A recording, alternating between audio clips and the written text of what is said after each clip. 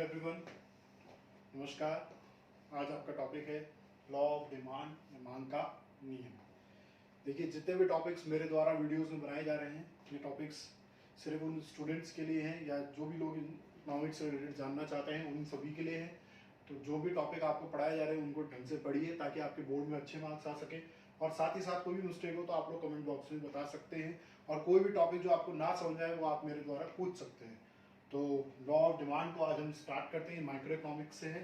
तो देखिए law of demand या मांग का नियम क्या है।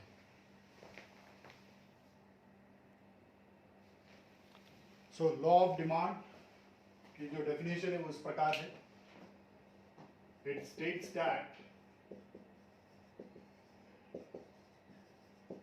other things being equal, whereas the price of a commodity falls, then its own its quantity demand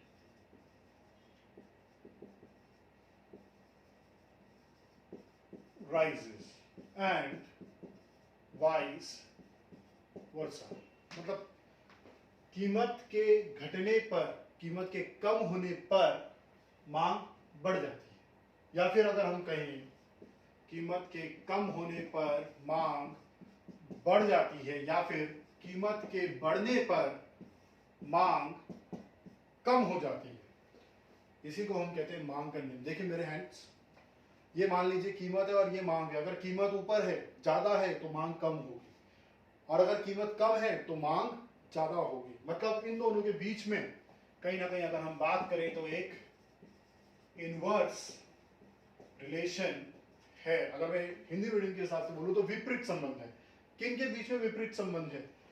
कीमत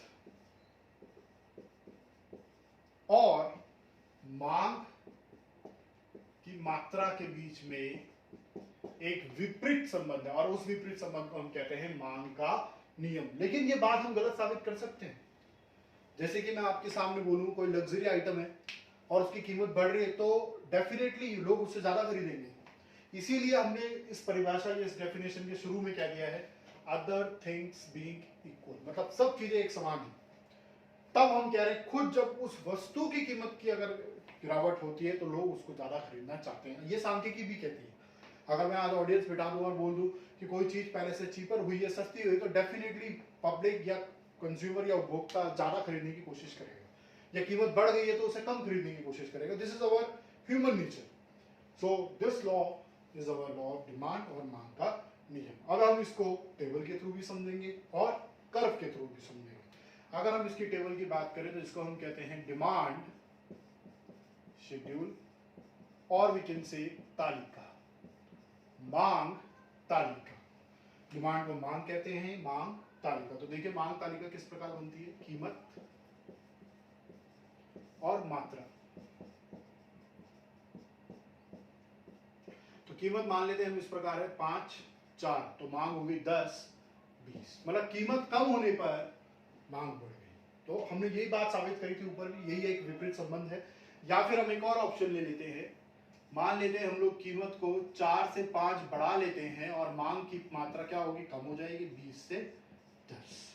तो हमने दो प्रकार की तालिकाएं बना ली है। तो देखते हैं इसके वक्र क्या बनेगा या कर्व क्या बनेगा। देखिए डिमांड कर्व क्या है, it's a graphical presentation of demand schedule. मतलब जो कीमत है और जो मांग की मात्रा है, इसको अगर हम ग्राफ में शो कर देते हैं तो इट्स अ कर्व। तो देखिए कैसे बनेगा, X axis, Y axis, origin point. जो प्राइस है आपका वाई एक्सिस पे शो करेगा, और जो आपकी मांग की मात्रा है वो आपकी एक्स एक्सिस में शो करेगी। जी हाँ, तो और जो कीमत है आपकी वो 4 और 5 है, और जो मांग की मात्रा है वो 10 और 20 है। चलिए मिला देते हैं, 5 पे 10 जी, एंड 4 पे 20 जी। तो कहीं ना कहीं हमारा जो मांग वक्र है वो इस प्रकार बनेगा, डीडी का मांग वक्र, जो कि ए से बी की तरफ जाता है, जिसको हम कहते हैं इसका स्लोप जो है वो डाउनवर्ड है या फिर नेगेटिव है। मतलब नेगेटिव मतलब इनवर्स। स्लोप इसका डाउनवर्ड क्यों है? ये भी एक सवाल है जो कि मैं आपसे पूछना चाहूंगा, और मैं चाहूंगा कि आप सभी बच्चे इसको जवाब दें कि इसको हम डाउनवर्ड क्यों कहते हैं, इसको हम नेगेटिव स्लोप क्यों कहते हैं, ये इस दिशा में ही क्यों बनता है। मांग बढ़ रही है तो नेगेटिव स्लोप है, लेकिन अगर मैं मांग घटा रहा हूं तब देखिए क्या बन रहा है, तब भी इसी प्रकार का वक्र बनेगा।